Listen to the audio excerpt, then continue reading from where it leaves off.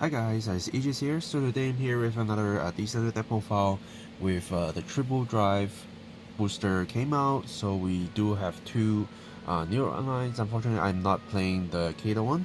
I do kind of know how it works. I probably can also work out a list if it's on like backlog. But um, if any people want to see that, feel free to comment down below. Then I will try to make it happen, but it will not be in this format. It will be like me just talking while going through the backlog, which will be very quick.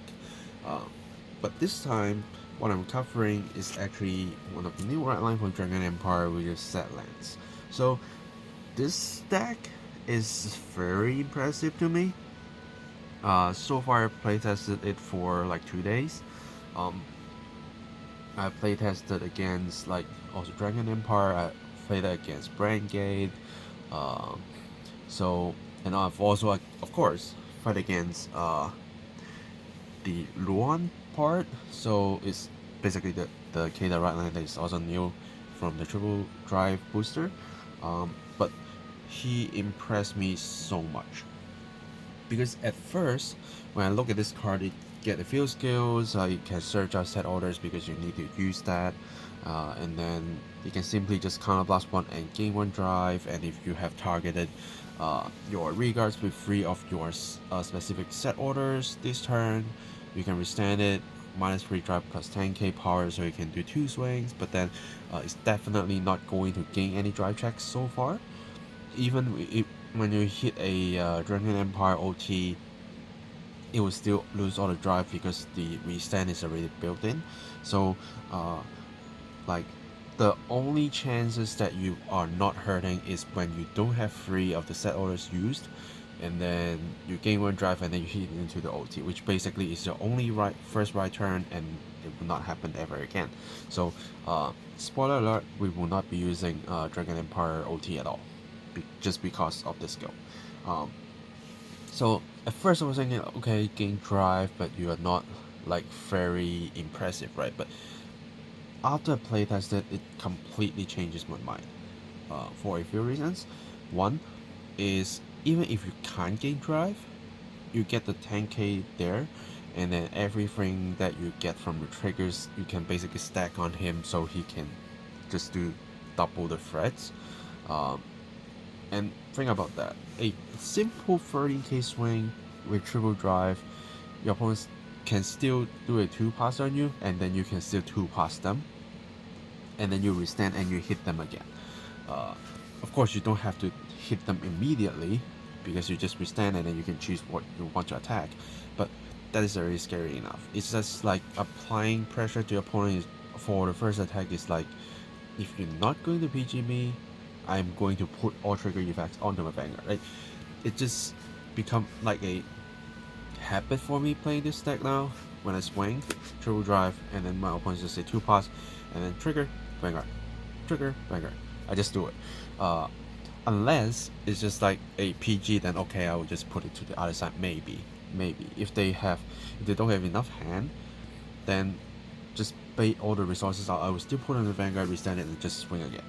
So the threat is so big, and with a lot of different generic support that we get from Dragon Empire, and also that the Wrought iron part that we can get the supports with is very impressive. So I like this deck so much, and so far it's doing me good, except facing my friend who is playing Brandgate and is so lucky with voice triggers. Basically, all the matches I play with him, he hit OT every single time, offensively or defensively. So when I need to kill turn, or when I need to go in turn, defensive OT.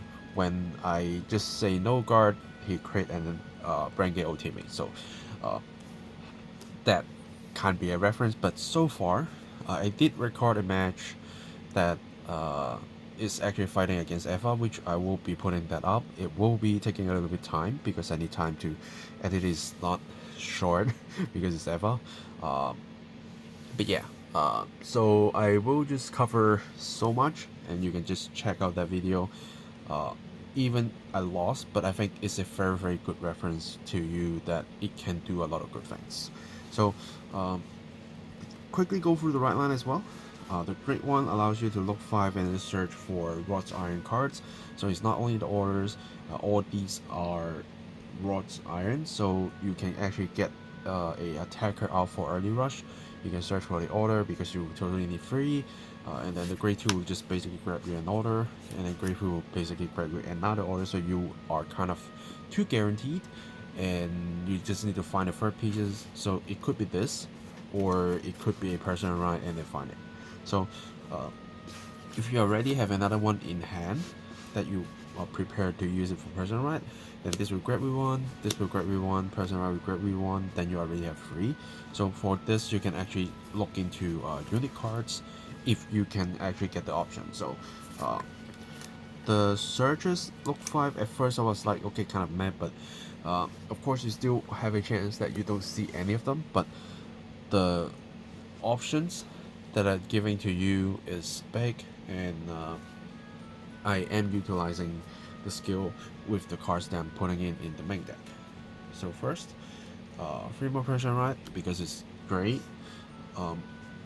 Even the sneaky 13k triple drive, it can be scary, but 23k triple drive can also be very scary, that you just keep asking opponents to keep you shields. And that's usually how I win games, even though I sometimes just don't have personal ride for like 2-3 turns, but I can still manage to survive. So you can see how well this deck can actually do. Okay, so after the personal ride, I am using this card, which is the Wrought Iron General Dragon, Fierce Scalar Dragon. So not many people use this card because even in my build, I basically won't be using the Soul Blast 2 at all unless I actually have the leisure to do so, because the decks that I face usually are like not playing a lot of regards. I have better ways to finish those regards, or they can't be targeted, they can't be retired. So the retiring skill to me is not that important. What important is when this unit when attacking the Vanguard, if you have used the Forge order to actually target this card, it will get plus 5k. So it's basically 18k, and then the Forge will also give you 5k, so it's a simple 23k attacker. And if you add in another one, it's the 28k attacker, and because the Forge allows your units to gain intercept and also plus 5k shield, so this is basically also shield value if you look into it this way. So it has its uses, but then since it's still a grade 3, that and again I'm not using the popping skill, so that's something that may not be that great. It might not be, but extra little shield value I think is still great. Some people prefer to use booster, but I think to me I need a lot of cards that can stand in front, and something that I can actually be prepared for when opponents need to do some kind of guard restrictions or something that I need an extra shield value, then he's there. So I think he has his position, but then it depending on how your playstyle and how you actually build the deck.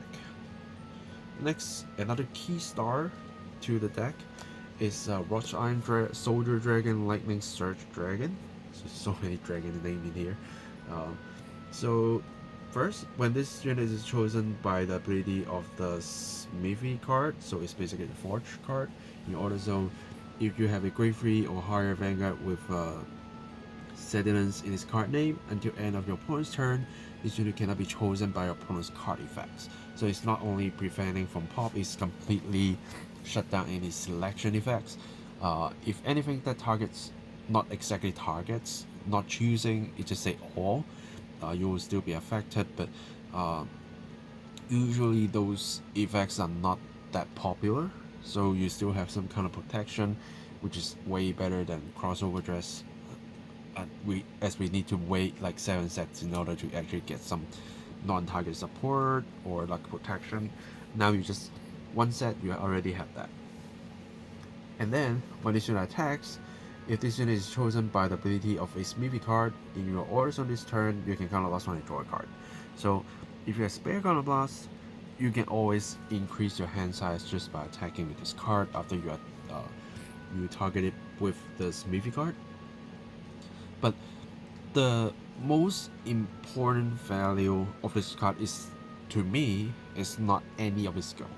It's in the fact that it is a grade 2 and that it gets the Wrought Iron name that can be targeted by the Smithy, so it can turn into a 10k shield at least. And if you have more target, then it will be a stronger and stronger shield. And we actually have ways to actually reuse this card, so it's a very important card for you to survive. And then when you have a spare counterblast, you can counterblast 1 to drawing card when this unit attacks, so it increases your survival by a lot.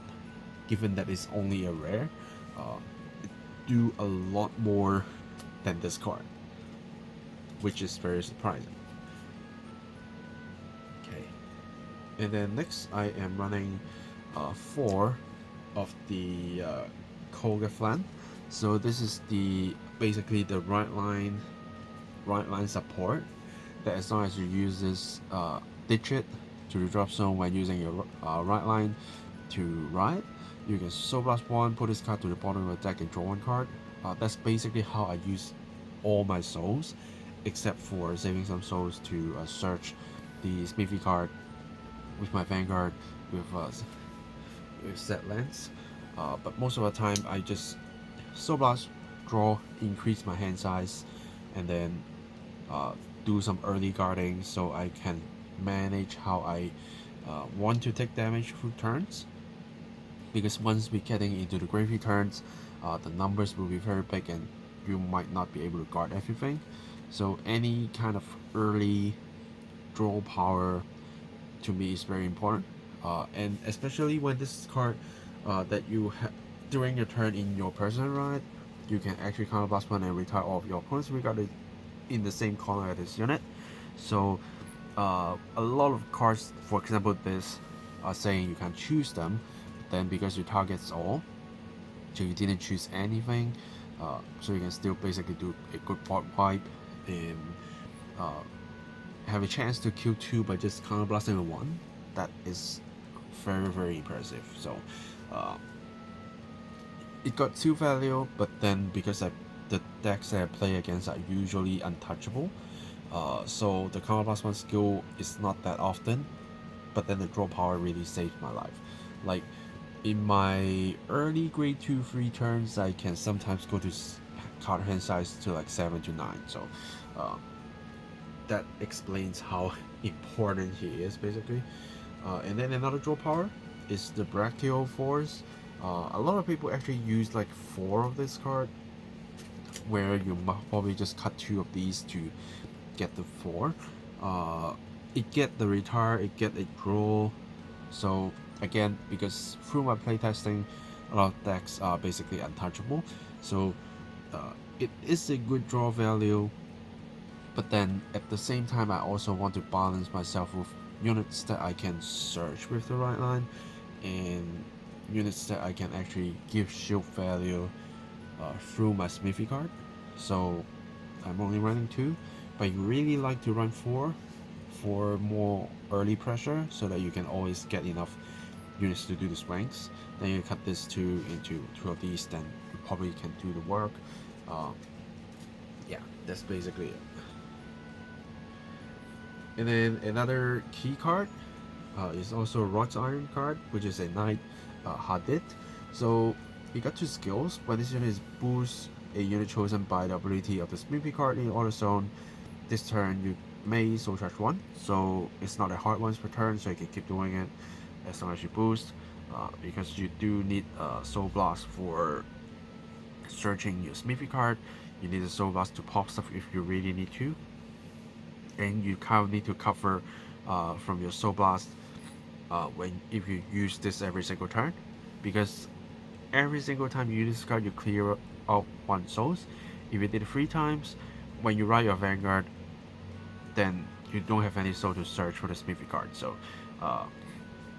not a good thing, because we always want to guarantee we have at least 3 Smithy cards, so we can basically get Zedlance to do all its work. So a lot of soul charging is important, and just use it carefully. Don't spam it. You probably need to use it once or twice for the whole game, to me, if it is a long game. If not, you probably just do it once and that will be enough. But it depending on how many cards in soul you have and you need for when you press on right and search more specific card. If you don't need to search anything, then you can probably stop. But if your opponent have a lot of cards that you want to pop and you can actually pop them, then you might consider to soul charge 2 cards to at least use it once. So again, depending on the situation, but don't do it too much. Usually soul charge 2 times will be enough for the whole game. But let's see. And then the other skill at the end of the battle, that's this unit boost. If you have a Gravy Vanguard with Zedlance in the card name, and you have not counter charged this turn, you can pop this card and counter charge 1. So it allows you to be flexible with your counter blast, because you need counter blast to draw, you need counter blast for the board wipe, you need counter blast for the restand. So or basically even gaining the triple drive. So you do need at least 1 counter blast open, and this is the card that helping you out. And it's valuable because we in this standard we don't have that much counter charge cards, especially in Dragon Empire as well. We do have, I think it's Aiden, the 9k grade 2, that if your Vanguard hits, it can pop himself to draw 1 and counter charge. I think that's what it is. But the main thing here is we are trying to use our Vanguard to apply pressure, so the chances that it will hit may not be that high unless you go for it. They go for 2 pass and you actually 2 pass them. So I think a more accurate, easier counter charge for all of us is more important. So I put this as 4. And then we use a little cat, because I soul blast a lot, so it's so easy to just use the right line cards in my drop zone to be activate this card, no matter to draw 1 or to be a 20k shield, because shield value is very important here. I do kind of play it like a defensive Soldier deck, except that I don't have the Prison Dragon that can just simply come out every single turn. So I need to use the hand size, I need to use a big shield value for me to survive, and then the triple drive will just do me something good. Even if it's 3 blanks, as long as I can bait like 2 cards from my opponent, I think I can still call it a win. So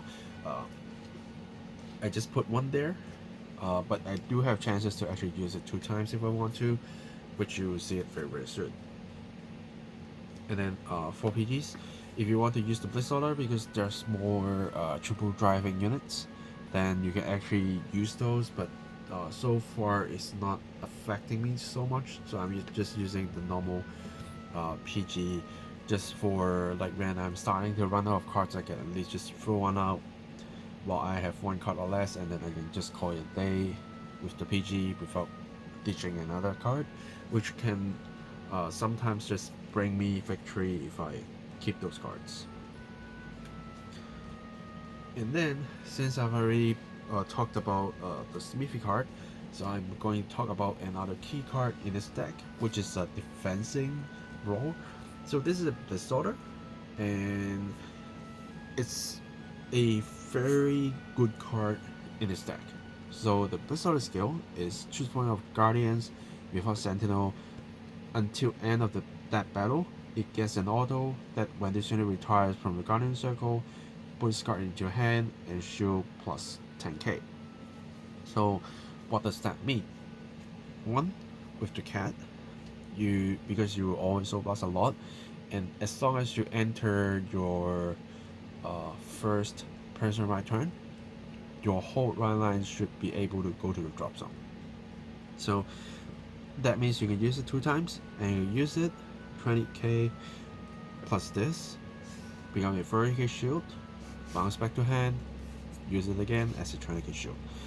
So just 2 cards giving you a 30 and 20k shield, a total of 50k shield, which is very massive. 2. This, you target with your smithy card for 2 times, it is 15k shield, plus 10, 25k shield. Bring your Vanguard to 38. Usually can 2-pass most of the attacks. Even with simple personalized 23k, you can still do a 2-pass, right? Just by 2 cards, and this card bounce back to your hand, and you can use it the other turn. And you can use the smithy card to give it shield value again, and then use this card again. And if you are that lucky to have another one, you can do it again, bounce it back to your hand, do it again, right? Or even just any of your non-sentinel cards. So, which basically mean all your triggers. And worst of the worst, you can play your OT, and then just use this card. Your OT don't have sentinel at all, so it's a 60k shield, bounce back to your hand, 50k shield. So that's a like that's a 11. No, it's like not 11,000, 110,000 shield value. So yeah, you can see that can actually how it saves your life with this order. So to me, it's very important. Some people only using 1, but I think 2 is actually a lot more important. Even with this, you can do it like a 50k shield, right? So worst to worst, it still gives you some kind of value. And another thing that like when you really don't have any options, you play this, give it 5k shield and intercept, it go intercept, and then you use this, become a 15k shield and bounce back to hand, and then personalize next turn. It, like worst of the worst, you can still kind of do something like this. So that's a lot of uses for this card, and with how we gain shield values from different cards in this deck, it will get the order to shine actually a lot more. It can't do a 1 card defensive like how we do with Sogar, while we have a lot of normal orders in the drop zone and bind zone to make it a very big shield. But then we can turn small shields into bigger shields. We can turn big shields into even bigger shields. So that is very important, and I think this card is perfectly fitting in this deck.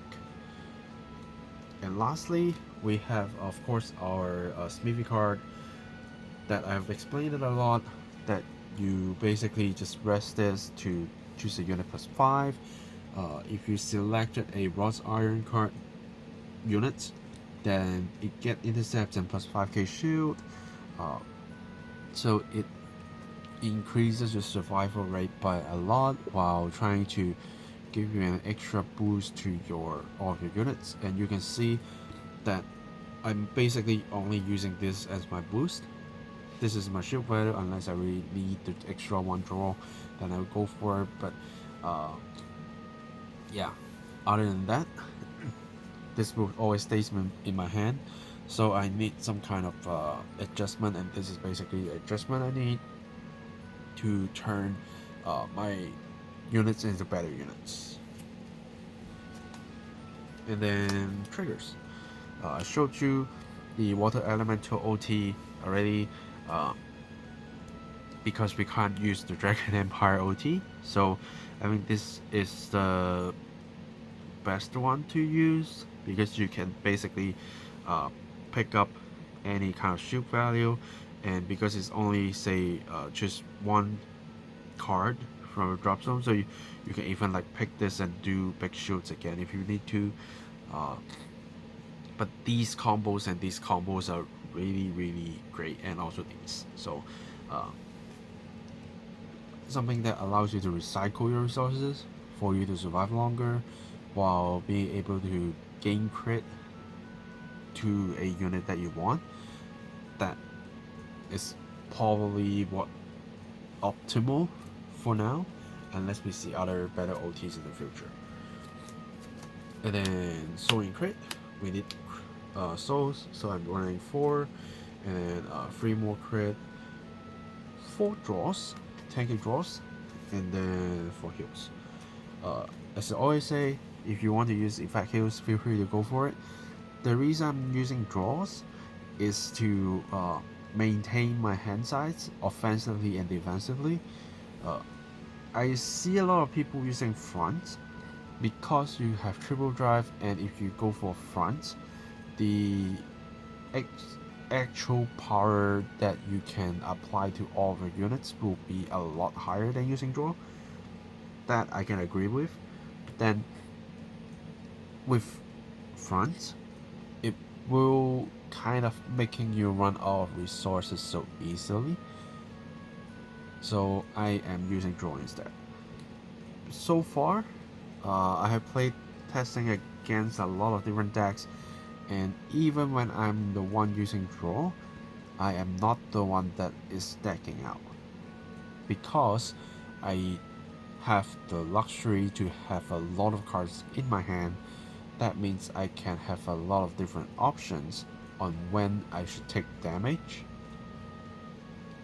So like every time when I'm taking damage, it's usually just one hit.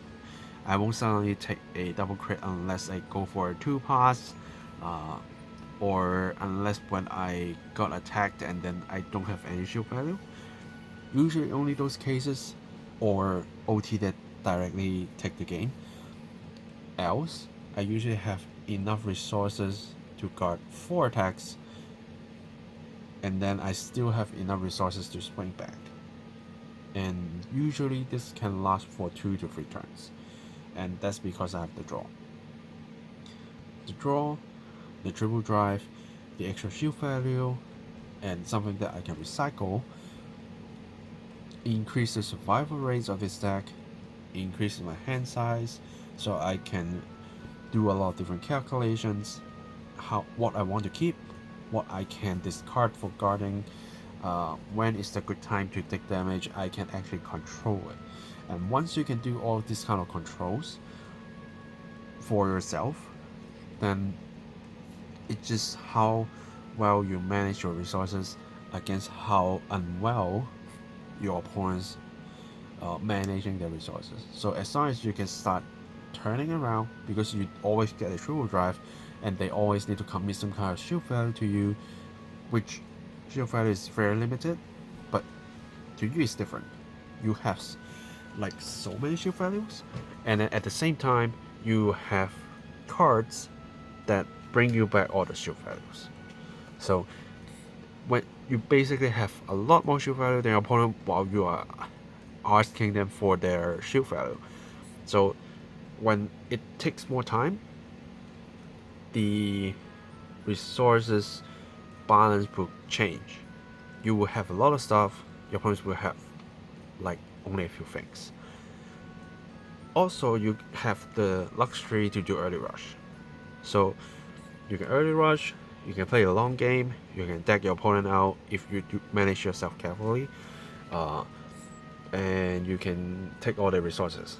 So it's really a great deck, given that it only like releases for one set. With all the resources we have, generic ones, because these are generics, these are generics, these are generics, the cat is generic, and MPG triggers. So a lot of generic stuff, but then it really supports the deck to a level that is not just a simple newly released deck to have fun with. I think it has the potential to actually be competitive. It has.